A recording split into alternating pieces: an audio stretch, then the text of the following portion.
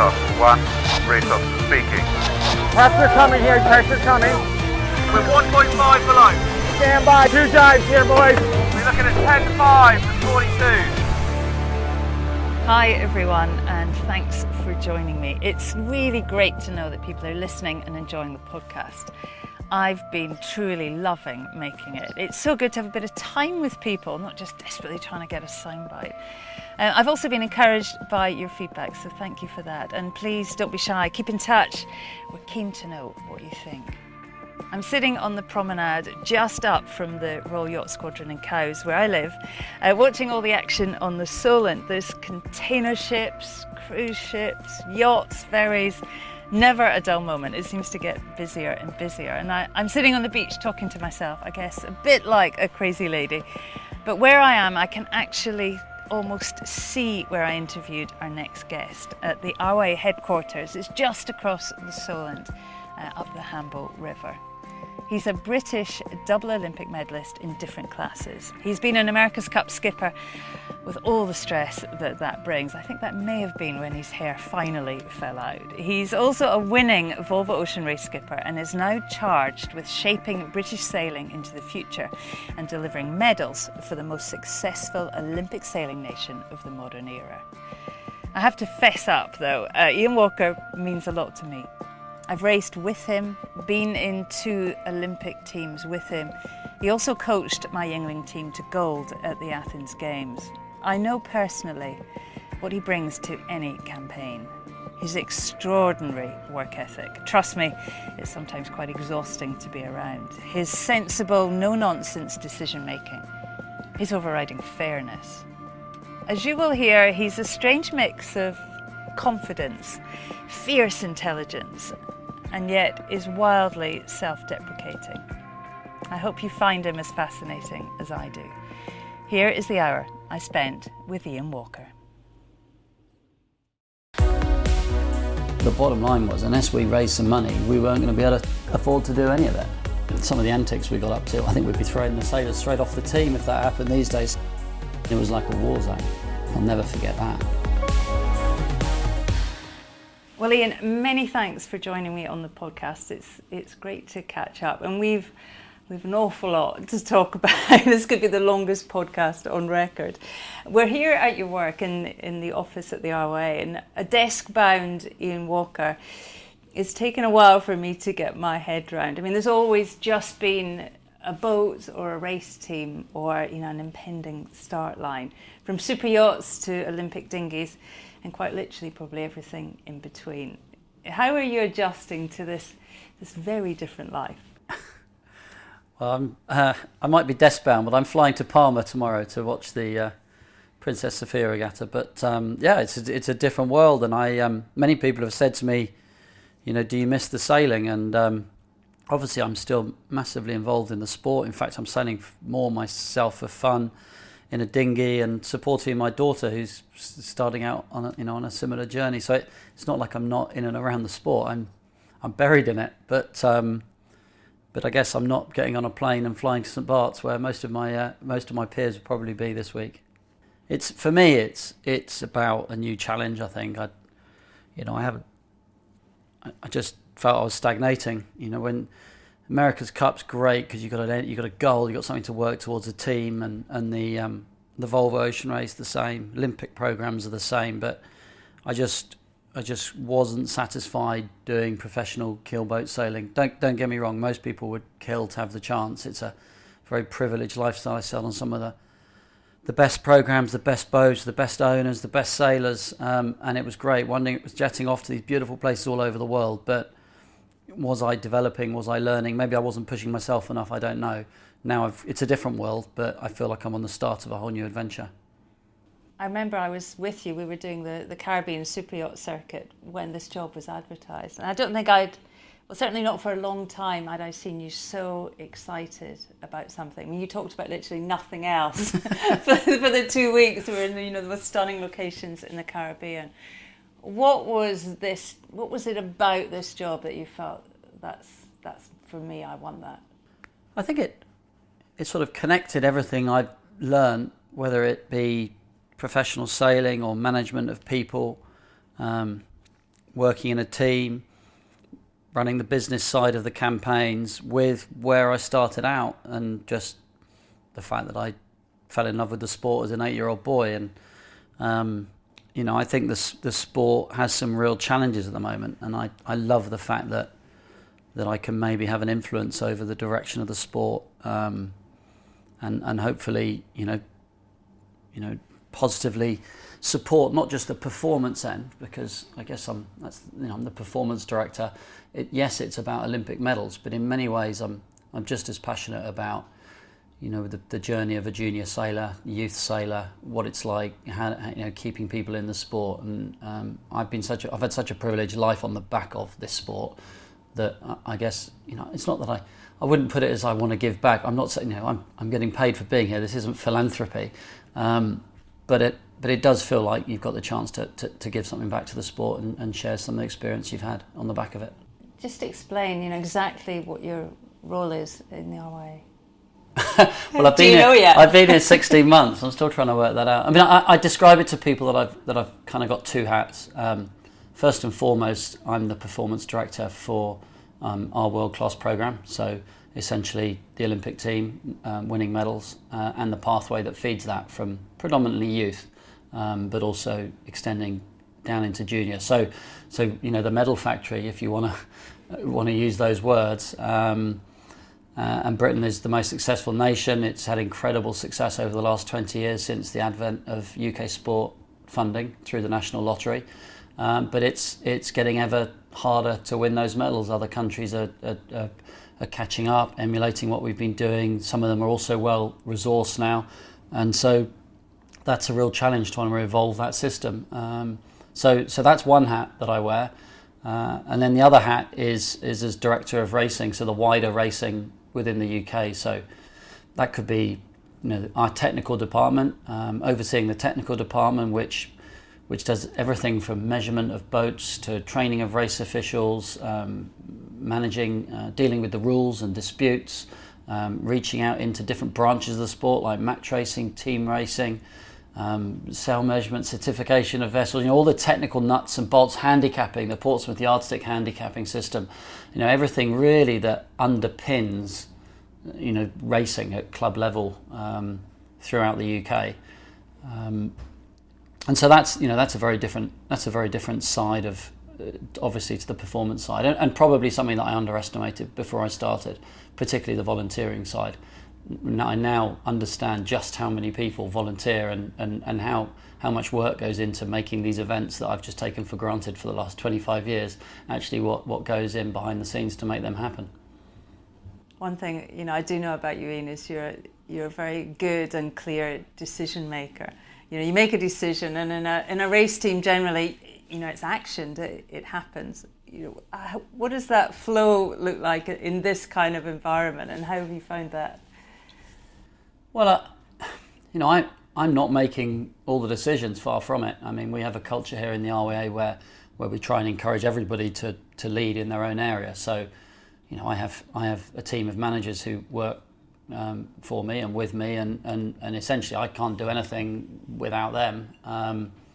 And so, we have a plan, we have a strategy, and we're all working towards carrying that out, and we're all reporting back against it. And some of it's easier to achieve than others. Sometimes we have to change course. I mean, right now, actually, in this building, there's a very big meeting going on around, how we structure our junior and youth program moving forward.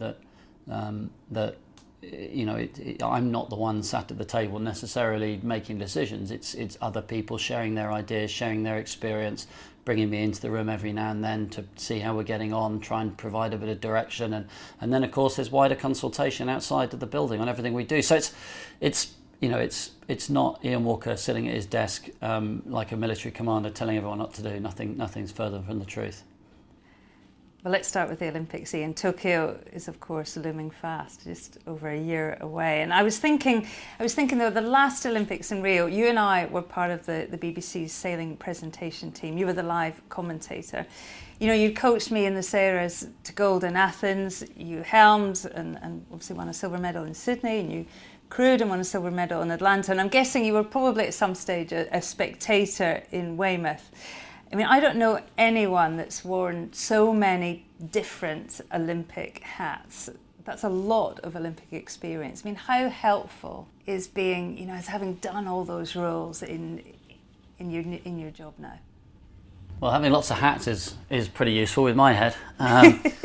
But I think when we went to Rio, it made me realise actually is how you quickly get out of date, and I think experiences from '96 and 2000, how relevant are they really to today? I think technical on the water side probably not that relevant, but the bigger picture doesn't change, and trying to help people prioritise their time, much as we did with your program. It's very easy to get lost, especially if you have resources and different opportunities. You've got choices to make, and so I think on that side I can still add some value. But when I go and watch a 470 race now, it doesn't look much like a 470 race when I used to do it. The pumping rules have changed, the physicality has changed hugely.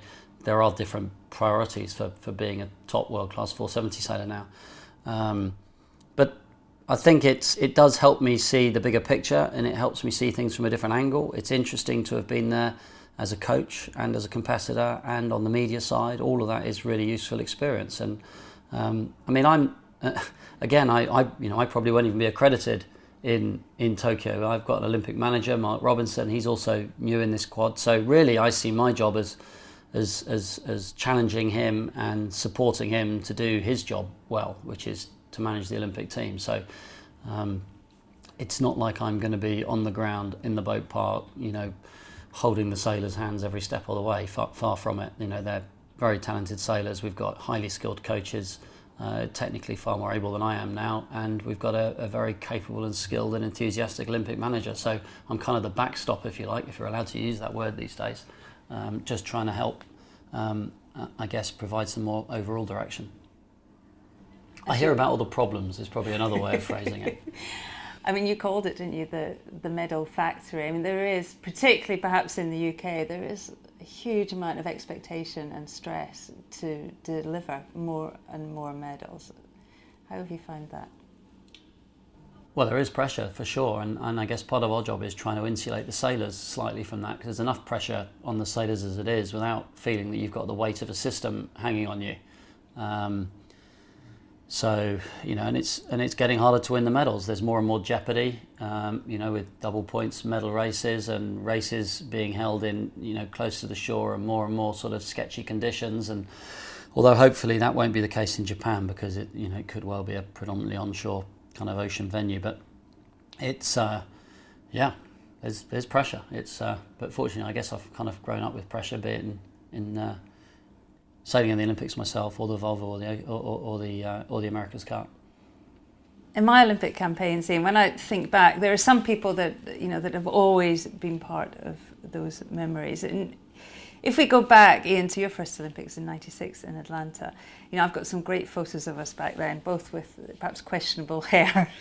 It's probably an improvement being bald. It was such a different landscape, wasn't it, back then? Yeah, it was. I mean, I remember we did most of our training sleeping on the floor of the loft in a house which we were all sharing in the grounds of the sailing club in Savannah, and it was like nigh on 100% humidity, almost impossible to sleep. And I think some of the antics we got up to, I think we'd be throwing the sailors straight off the team if that happened these days. So times have changed. But we had some good sailors back then. There's still some. It was different, but I think it was also very competitive, and many of the challenges were the same in terms of dealing with that environment, dealing with that pressure, and I think you'd relate to that more than anybody. And at the Olympics, it is different to every other regatta you do, and some people thrive on that and some people don't. So, hopefully the things that we've learned over the years we can share with the ones, particularly the newer ones, for their first Olympics. There always used to be an expression that you never medalled at your first Olympics. You kind of go once and get a feel for it, and then there's maybe second time around you'd have a chance of winning a medal. Well, there isn't time for that anymore. Everybody's expected to medal at every Olympics from the word go, and people have demonstrated the ability to do that. There was a real lack of resources, though. I mean, how did you and your helm, Johnny Merckx, arrive in Atlanta in a position where you could win? Well, I remember one of our first meetings when we teamed up in '94. I remember we had a meeting with Rod Carr, who was the then Olympic manager, and we sat down and talked about our goals and what we wanted to achieve. And I remember we got to the end of the meeting, and the last bit on the bit of paper was money. And we'd all talked about all the sailing stuff, but the bottom line was, unless we raised some money, we weren't going to be able to afford to do any of it. And we literally set about, over the period of months that followed that, trying to raise the money that would enable us to do the program. And that's what everyone had to do. It was you had to effectively run your own business, whether it was from sponsorship, and it was very early days. I mean, I'm literally the first campaigns that had an email address and would write to sponsors and try and get private people to support us and feel like they were on the journey. It was all completely new back in those days, and if you had to work in order to earn the money to then go abroad and train for a bit, that was just completely normal, and still, it still is for some people to this day. And I guess where it all changed in the UK was when the lottery funding came in post '96, and Britain was very well placed, having won 2 medals in '96 with Ben Ainsley and ourselves, to really be at the front of the queue. And then the performances in Sydney sort of cemented that, and sailing sort of been on the crest of a wave, so to speak, ever since. So it's completely changed, and that's enabled the sailors to be more professional, to be more focused. They have far more coaching, far more technical input, and I'd hazard a guess that we ran our whole campaign on less than what most teams would spend in 2 or 3 months now. And I vividly remember that from my 470 campaign in '96, the budget increased tenfold from my doing 470 campaign in '96 to the Star campaign in 2000 in terms of the money that we needed to raise to be able to get to the start line. I mean, it was quite the accomplishment. You think back to the culture then. Team GB finished 36th on the medal table in Atlanta, and you and Johnny walked away with one of the very few medals they won, with a silver medal. Why do you think you managed to do so well in that kind of environment where others didn't? I think Johnny and I started out sailing 420s. We were both helmsmen. He beat me in the youths. In fact, he generally always beat me. We were first and second in the youth championships in 420s, and he was smaller. I was really too tall to be helming a trapeze boat. And then after sort of racing against each other, I did 4 years in a 470, again a bit big really. We finished 4th and 5th, I think, at the Olympic trials in 92, Barcelona.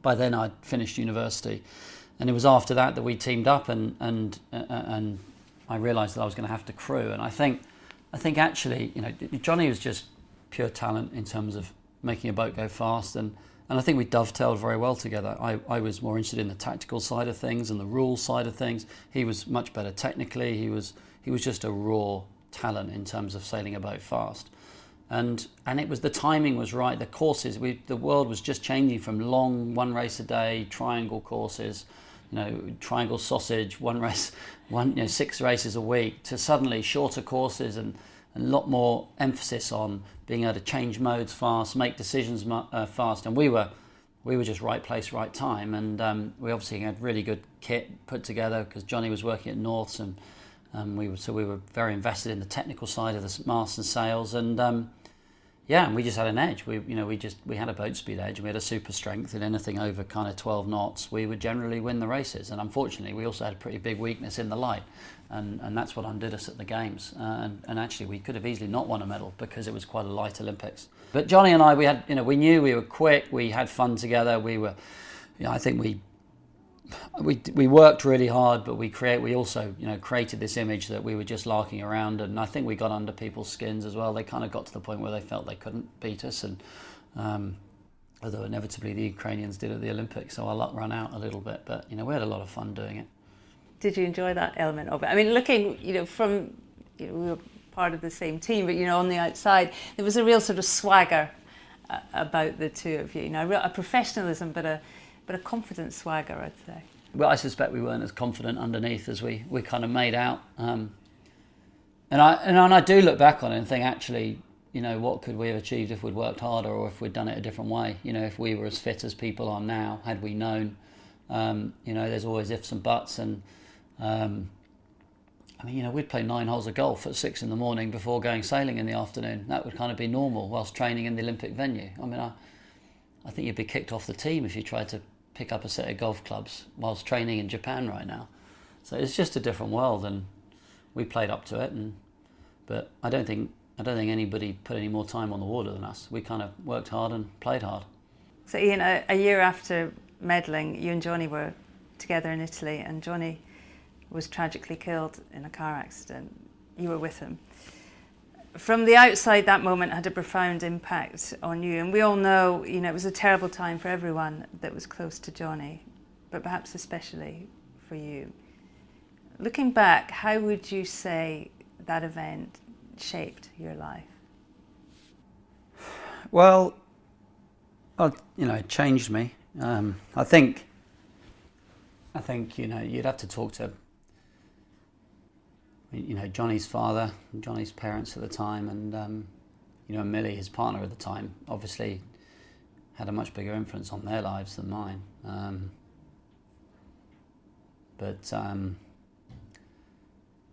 I guess it changed your perspectives. You grow up fast. I think I felt a bit of responsibility to Johnny after that, because I was getting all these opportunities that he didn't have. So I don't know if it made me more serious, more intense, I'm not sure. But it was just a real mess. The whole thing was a mess, really. It was an accident, pure and simple. Shouldn't have happened. We were being driven to a restaurant by the sponsors. It wasn't like we were considering all the mad things that we'd done in our lives. This was probably the most sensible thing we'd ever done, which was we'd won 2 races that day at the Melges 24 Europeans, and we were being driven to dinner to celebrate. And 6, 7 o'clock in the evening in Italy, in Puntala, and the driver lost control of the vehicle, probably doing 30 or 40 miles an hour. So compared to things we've done in the Volvo Ocean Race and other antics, it was nothing. But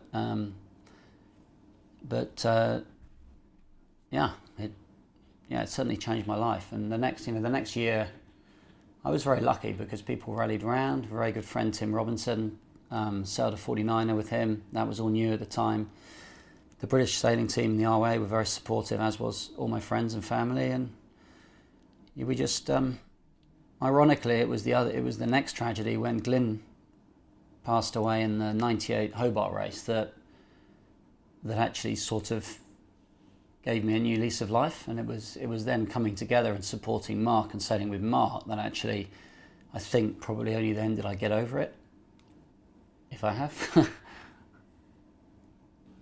How did that happen that you ended up in the Star with just over a year to go to the Games?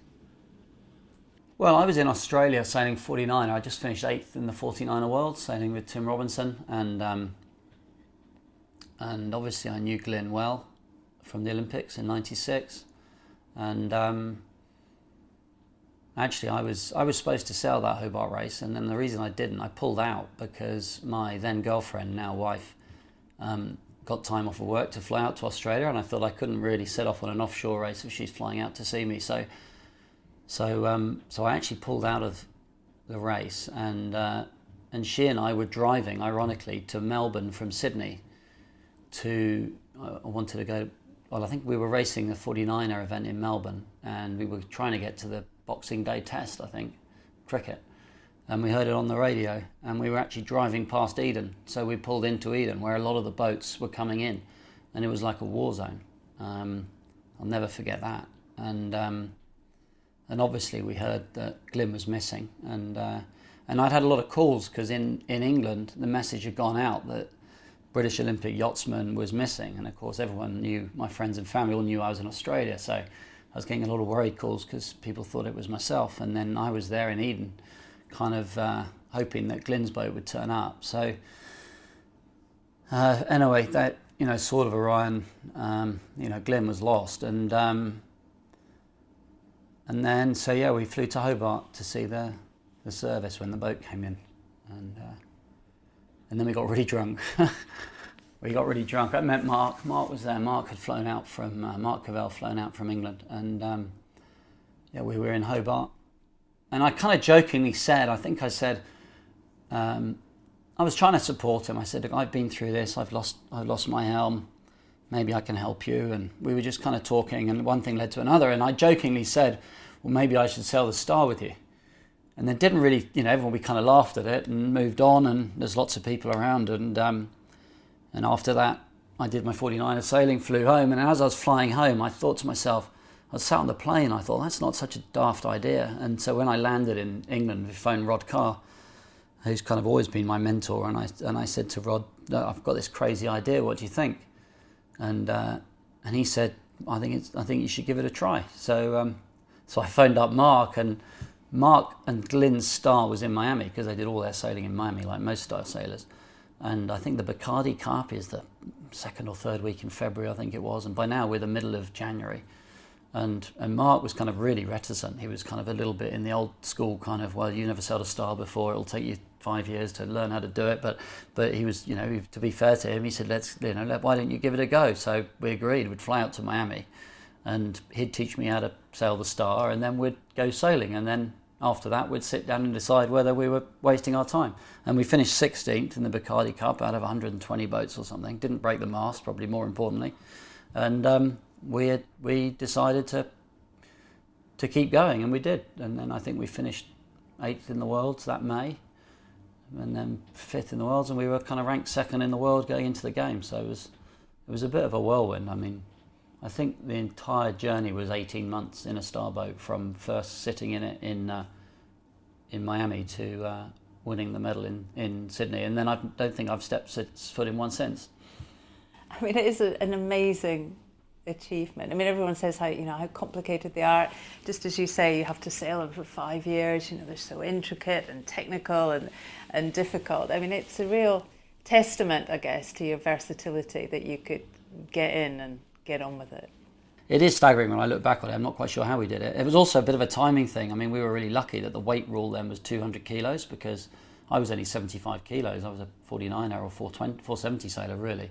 And it was just before the era when you started getting all the really tall, fit helmsmen coming into it, and the weight rule changed. So it's just this unique opportunity, and we seized the opportunity in Sydney, and we were 1 point from gold. I mean, we very nearly won it. Really nearly won it. So we took a lot of risk at that regatta, and most of it paid off. Maybe Johnny was helping us, I don't know, and Glenn, I don't know. Maybe there was 4 of us in the boat. It'd been the toughest probably ever a few years. Ian, what did it mean, I guess, for you and for Mark to medal in Sydney?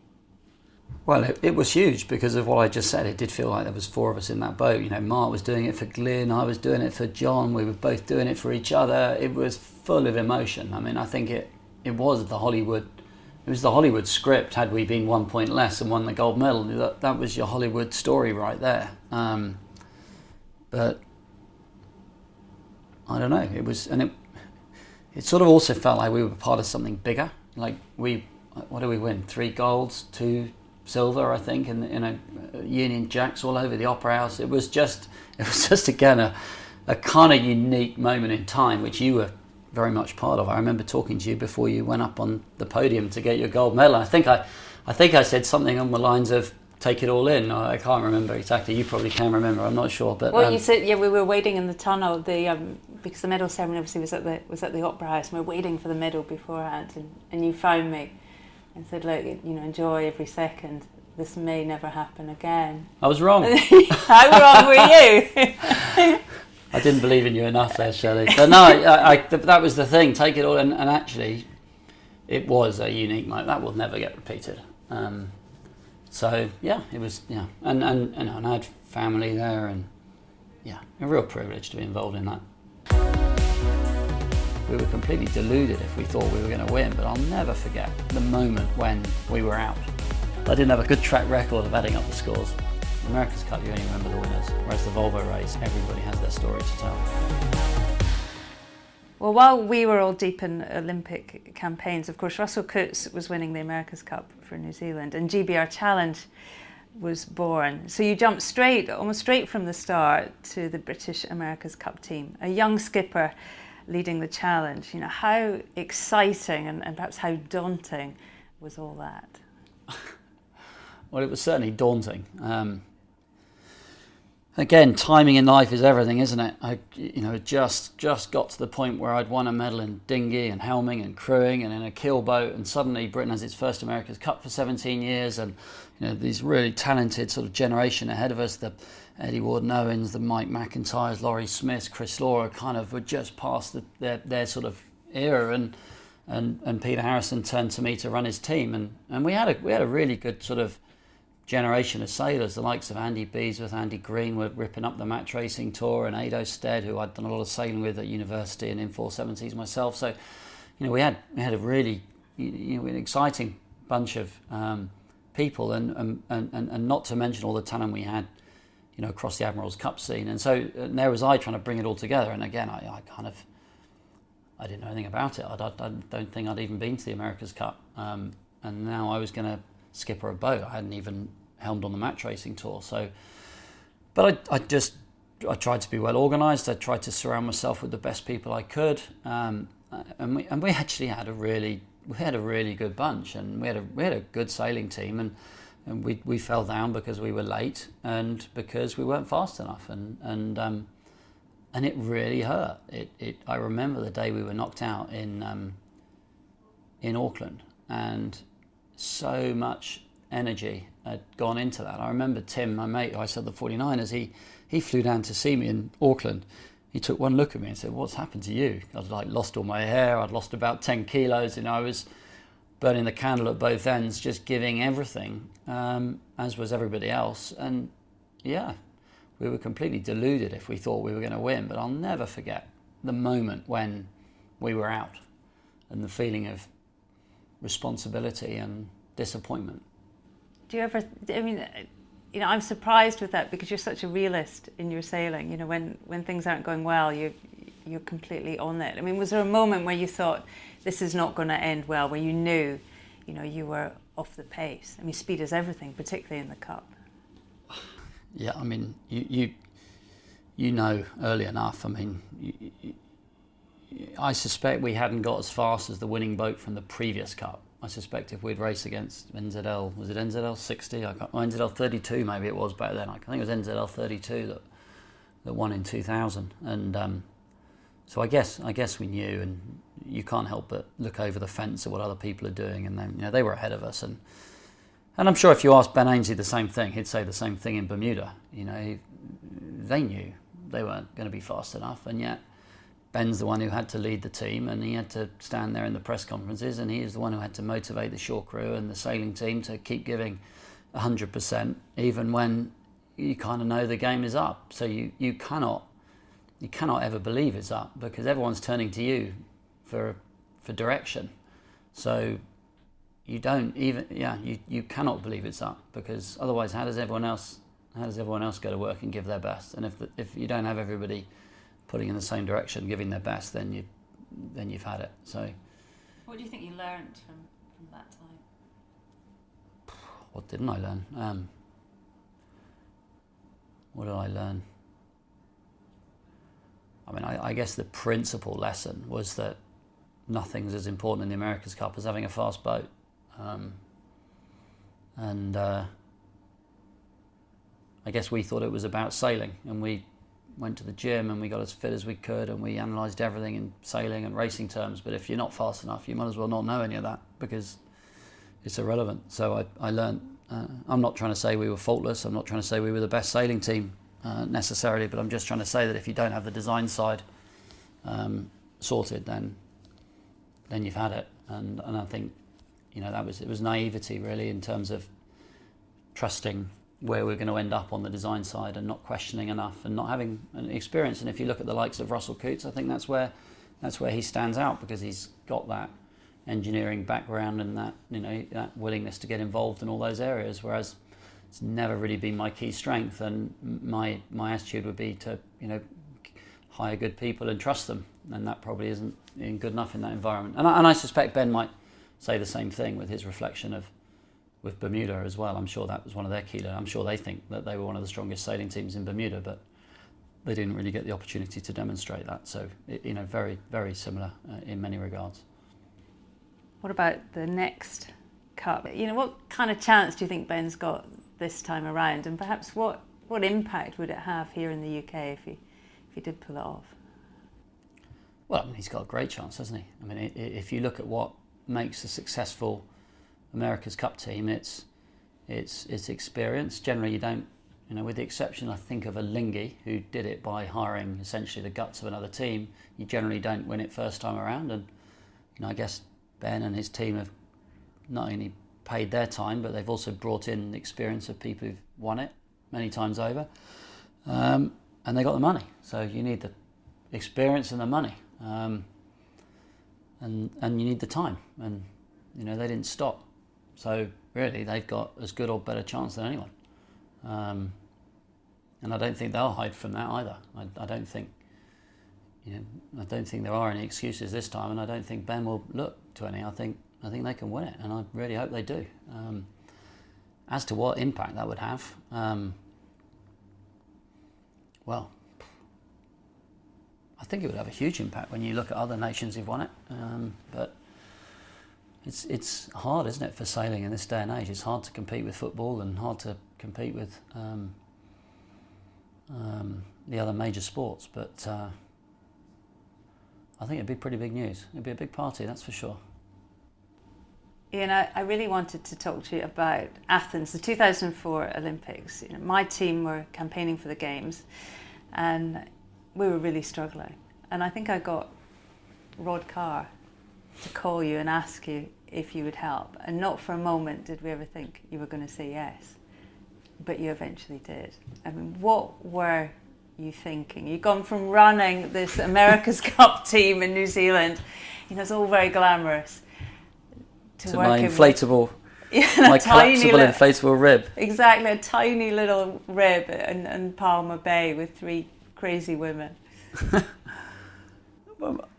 Yeah, I mean, at that time, I'd really known the Olympics is what I'd known. That's what I'd dreamt of doing. That's what I did in '96 and 2000. And this was the next quad, so this was really like, that was the world I knew. And there was no sense in going into the Star because the weight rule had changed, and because by then Ian and Bart were dominating in the Star, so it would have made no sense at all. So yeah, but I guess it was my sort of Phantom Olympic program in a way. It was too late for me to do my own. There was no obvious route, and this was an opportunity to be involved and make a bit of an impact. And I don't think I'd have been able to do it with a team that wasn't going to fully commit. And you girls, nobody was more committed than the 3 of you. So yeah, it was quite a journey. I always remember the first day you joined us. You arrived the night before. We were staying in Palma with no money. We were in this dreadful apartment with no heating, lots of blankets, and we got up in the morning to go running. By the time we came back, you'd already been to the boat and you'd catalogued, every block, every rope, every nut, every bolt, every washer. We hadn't even had breakfast yet, and I sort of knew at that moment that even although we had, just over a year to go, that actually we could achieve a lot. I was wondering, when you look back, what are your memories of those games? Well, the one thing the America's Cup teaches you is to get up early in the morning. That and having a child.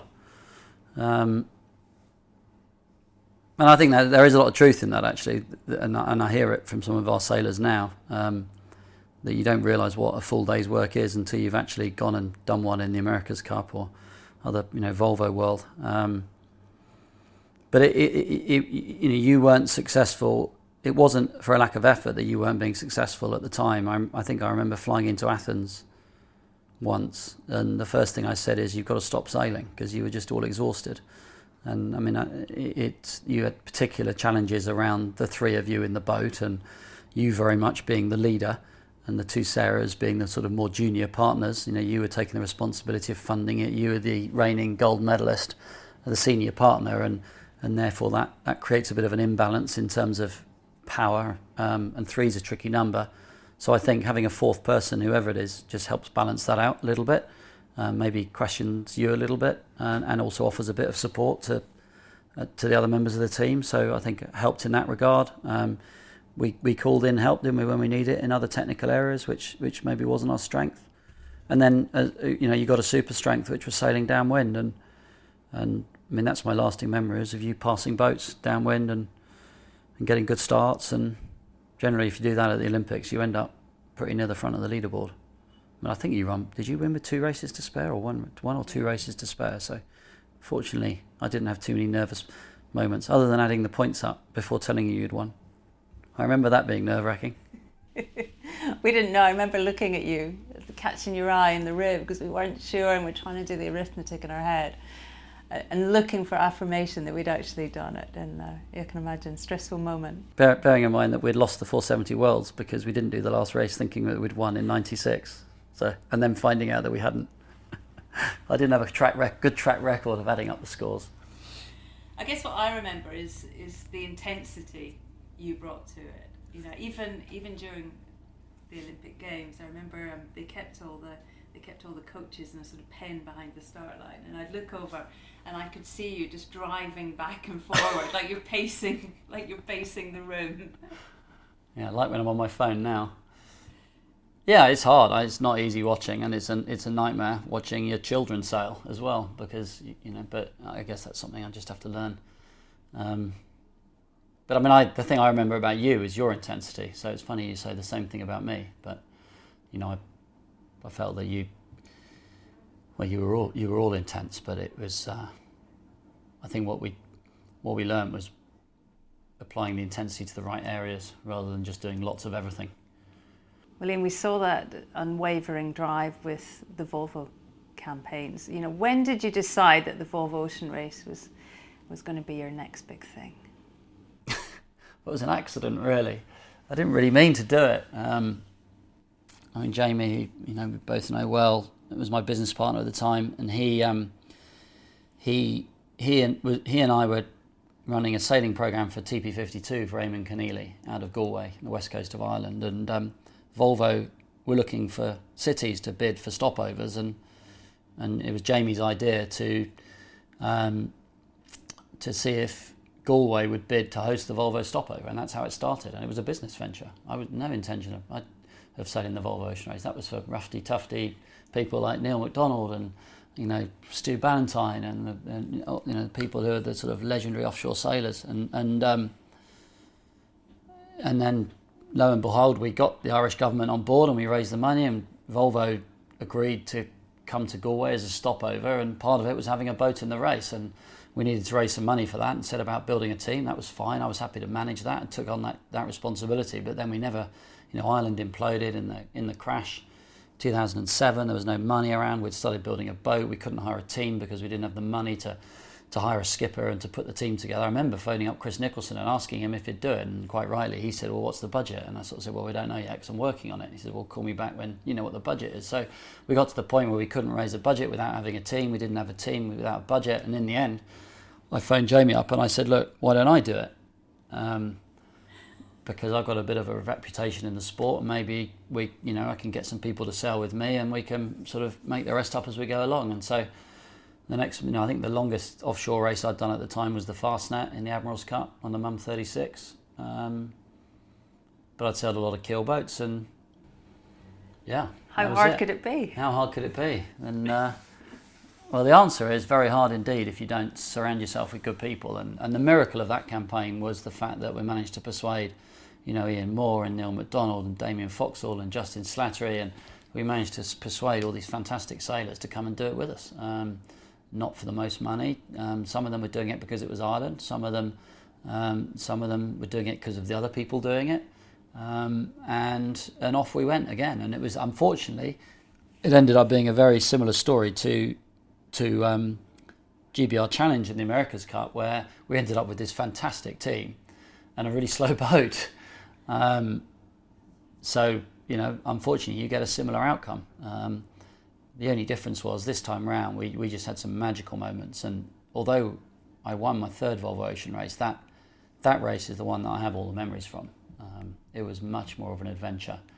That was the race where we saw icebergs. That was the race where, my first trip into the Southern Ocean, I remember wiping out, breaking the boom in the Southern Ocean, sailing 3,000 miles without a boom, a crazy windy Atlantic crossing coming into Galway, and then 25,000 people in Galway town harbour at 3 o'clock in the morning to greet us in. And the whole project became this amazing success story, even though we finished fifth. We had enough podium results, and it was just this amazing story. And the stopover was such a huge success. Over 500,000 people visiting Galway. The population of Ireland was only 3 million people or something. It's one of the most surreal moments, I think, in sailing folklore. That stopover in Galway will never be forgotten. Never. And it was my daughter's birthday, and I managed to get the whole crowd to sing happy birthday to my daughter. I remember that. She was probably never forgiven me. She was about 6 at the time. But and that's what the Volvo race does, that it just creates these magical moments, and you don't have to win the race to be part of it. And every race you can think of teams that have made a name for themselves, and people's lives have been changed through the experience of the Volvo Ocean Race or the Whitbread in days gone by, and the Ocean Race in the future. And that's what makes it stand apart from the America's Cup. The America's Cup, you only remember the winners, whereas the Volvo race, I think, everybody has their story to tell. I guess though, in your third campaign, winning was becoming important. I mean, what did it feel like after 3 goes at it to finally pick up the trophy? I think the first thing I said when we finished was, "Thank God I don't have to do that again." It was vindication, really. We did amazingly well to get the job of managing the Abu Dhabi campaign, and after a torrid campaign where we suffered a broken mast on the first night, delamination in the Southern Ocean, and a general lack of performance in anything other than light winds, we were very fortunate to keep the backing of the Abu Dhabi government to run their second campaign. And I think that just came about because they trusted us, and we'd been open and honest, and we'd managed things well. It just hadn't gone our way, and then the third campaign was really just incredibly boring. Like, nothing went wrong. We had really good people. We had a good plan. We were first on the water. We just did everything we set out to do, and we were in the top 3, I think, in every leg until the last couple of legs of the race, when we pretty much already won it. It was just a really professional. It was like a football team that goes out and wins 1-0 every time and wins the league. It was just a thoroughly professional job, really. And for me, it was vindication. The reason I did it again was that I knew that we were as good in many areas as the people that were winning the race. We just hadn't done everything well enough. And the one design was a big part of that. Basically, that gave us the opportunity to compete on a level footing technically. 3 Volvos on the trotty, and before that you'd done the Cup, you'd done numerous Olympic campaigns, but you go away for a little bit, but you come home. What's that like? Week after week, over and over again, heading out into the ocean. I mean, what's that like in your life, running like that? Well, it definitely takes a toll on family life, and in many ways the America's Cup is a bit easier because we moved there as a family. You're effectively going to work and coming back at night. The Volvo was difficult. It was a lot of time away from home. It's a lot of fun, especially if your kids are of the age that they can come to some of the stopovers. It's a lifetime experience for them to be involved in that. But I wouldn't say it's normal. I think one year I did 75 flights in one calendar year, which is, when you go into the airport more than once a week, you've got to ask some questions about whether this is what life's about. So that's one way my life's changed a lot now. Home a lot more. I'd like to say I work office hours, but in reality it's a little bit more than that. I don't think I'd be happy with just doing a normal job. That's not the way I'm wired. Like I said, I'm off to Palma tomorrow, and how great's that? I'm going to get to witness the best Olympic sailors in the world hammering it out in Palma, one of the best venues in the world. So that's my work for the next week. That's pretty good as far as I make it. And one of the nicest things about what I do now is I can sail for fun, and I think one of the things you give up when you sail professionally is that ability to sail for fun. I mean, I've never taken myself too seriously. I've always been prepared to go and do other regattas, and even if it means me getting beaten up, as you know, by people who do more of it. But I can now genuinely, I am in loving sailing for fun at my club on a Wednesday night, sailing, maybe taking people who don't even sail, crewing for me, helping out with the kids or whatever. It's just sort of more normal, more normal society life, I guess. And I get a great thrill from watching my daughters sail as well. So, you know, I've only got so many years, haven't you, before they move on. So, I'm trying to make the most of that. That's quite a skill to be able to go back into club racing after 30 years, I suppose, at the top of the sport. That's quite something. Yeah, I don't know if you managed it. I mean, I don't manage it very well because unfortunately the competitive instinct never dies. You still want to win, and it's kind of you've got to try and hold that back. So I went out and bought the oldest RS 400 I could possibly find, so that I had every excuse not to take it seriously. And like I say, I take different people sailing with me, and I try and do it for different reasons. Having said that, I can't stop myself from trying to win every time we pull the sails up. But maybe I'll learn in due course. Here's a question for you. I mean, at the end of the last Volvo, much was made in the media about, you know, the Triple Crown. Obviously, there was some of the America's Cup and Olympic champions had the potential to also win the Volvo Ocean Race. What do you think when you look at those different challenges? You know, what is the hardest to achieve? Well, I think that the one that needs the most sailing skill is the Olympics, because that's the purest challenge of all. The Volvo and the America's Cup is much more about, you know, the money, politics, and a wider team. So the stars have to align for you to get all of those things right, or you have to make it happen yourself. I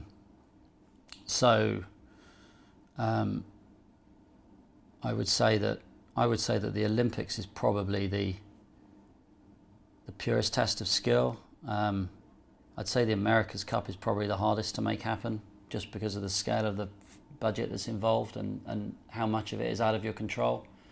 And the Volvo really depends. It depends on the rule, I think. The Volvo is probably historically not that hard to win if you've got the biggest budget and you start first, and if you can recruit all the best people and the best designers and whatever else, then it's probably not that hard to win in many regards. I think ours was an interesting era because it was one design, so you negated that ability to kind of pre-win the race, if you like.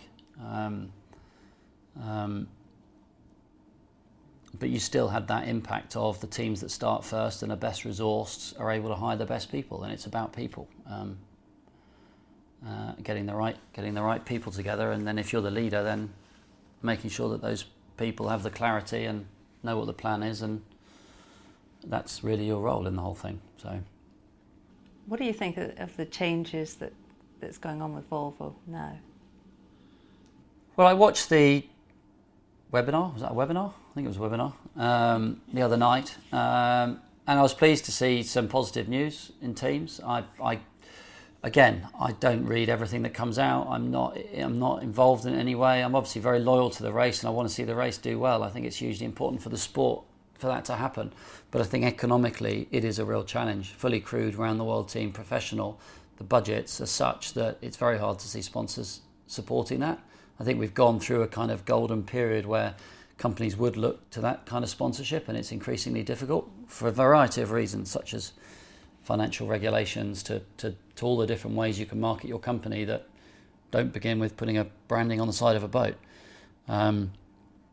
So I don't quite understand with the two boats how that's going to work. You know, who's going to win the Volvo race? Is it this boat or that boat? I think the Volvo 65s will always be the sort of second-class citizen to the 60s. But as to whether I've got a better idea, no, I don't. The only thing I thought actually was whether they might not have been better off going the whole hog and making it a double-handed. If they'd done a double-handed, potentially even double-handed mixed race, it could have been like the graduation from the Olympic event, and you could have used the same boats. But as soon as you who would you have gone with? Double-handed. You, Shelley. No, you're not free. the thought of I it. don't think anybody would want to be stuck on a boat with just me for 3 weeks. The icebergs would be the least of it. Exactly. I mean, Ian, people in the sailing world really value your opinion. They want your opinion on what's going on. I mean, you're seen as one of sailing's real statesmen. You know, do you see yourself now in that kind of role? I think it certainly within the UK. I think it comes with the job, and I think it also, you know, I have a responsibility to the wider sport, because you start to get involved with things like World Sailing conferences and committees, and you know, people have to put in order to run the sport and, you know, help make decisions. So I think it, you know, I guess it's an inevitable trajectory, which is exciting in a way, because you might be able to influence things. But you know, it's right now is probably the biggest challenge I'd say the sport's ever faced, and I think it's not all as a result of the sport's own doing. You know, society is changing so fast.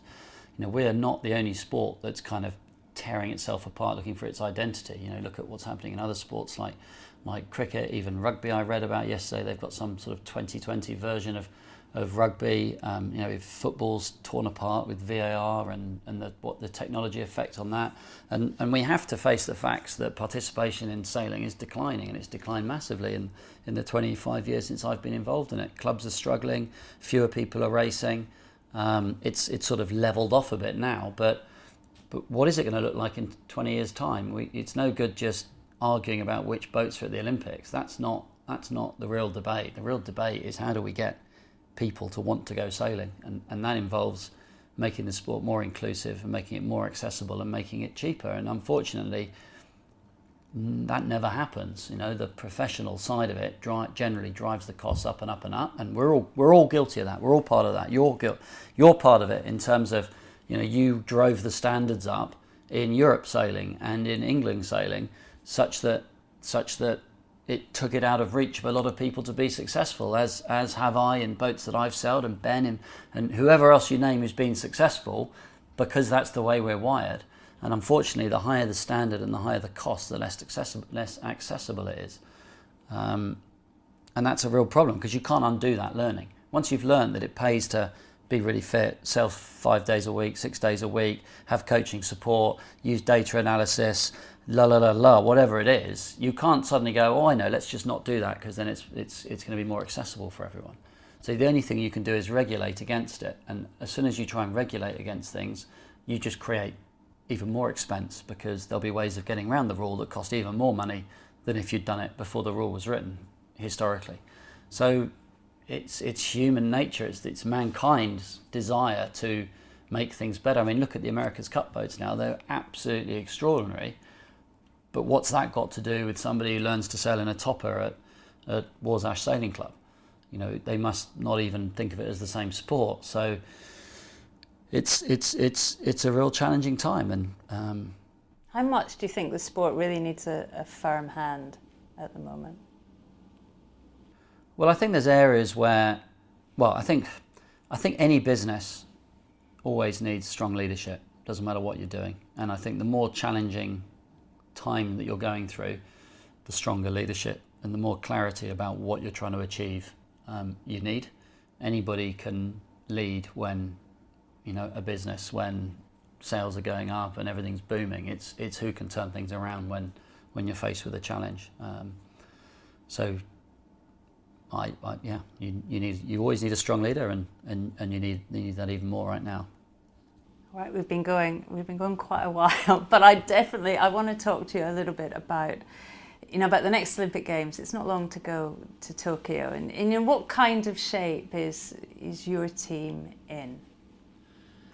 Well, I think we're in pretty good shape. I mean, we're the only nation to have qualified for every event, which kind of meant that we were roughly top 8 at the Worlds last year, and also the Worlds wasn't really a target event for us. So whereas for some nations that was an Olympic qualification event, for us, we kind of, because it was in Aarhus, which is a Northern European flat water venue, we didn't deem that to be particularly relevant to the game. So we put in good performances, even though it wasn't really a target venue for us. There's no doubt we have a medal prospect in every class. I think the challenge we've got is winning medals and not coming home with a load of people finishing 4th, 5th, 6th and 7th. And some of that will be within our control and some of it won't, because the competition is so tough that at the end of the day it's a sport and people are going to have to perform on the day or in the week. So all we can do is help. First of all, we've got to select the strongest team to perform in venue in Enoshima, and that's what we'll be doing over the next year. And then we've got to make sure that we help them prepare for that venue as best we can. And we've got a good plan, and we've got good athletes, and we've got good coaches. And watch this space. But there's plenty of other countries. I mean, there's Holland are really strong at the moment, and some of it is a timing thing. You just happen to get certain athletes maturing at a particular time that kind of coincides, and some of it is a sort of more systemic thing. And I think the hardest thing we have is probably our strength in numbers. Probably the fact that we're fighting on 10 fronts, which is great because we've got more medal chances, but that takes a lot of resource and effort to do that. I mean, Britain is the most successful sailing nation in the modern Olympics, and lately have done really well. But watching it develop, it seems harder than ever now. You can't just sail for longer. You can't just invest in your equipment. It seems harder to guarantee that success.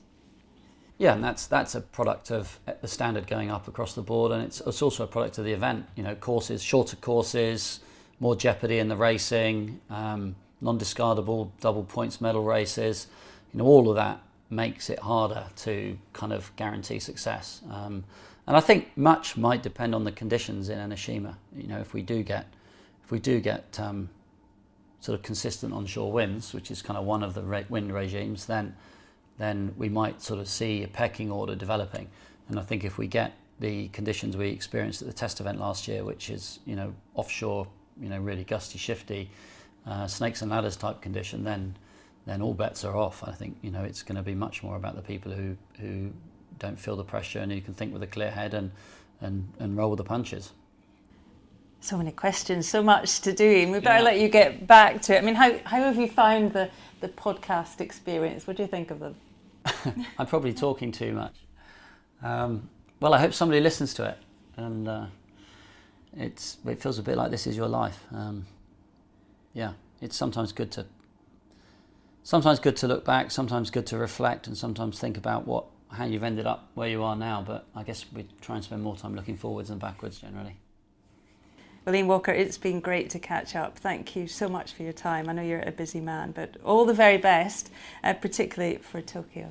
Thank you. Thank you very much. It's some story, not just of talent, success and winning, but of heartbreak and of taking opportunities and making decisions with real integrity. It would be great to hear your thoughts on one of our sport's real leaders. Next month, we have a big treat in store. The fastest man around the planet and the youngest ever Vendée Globe winner.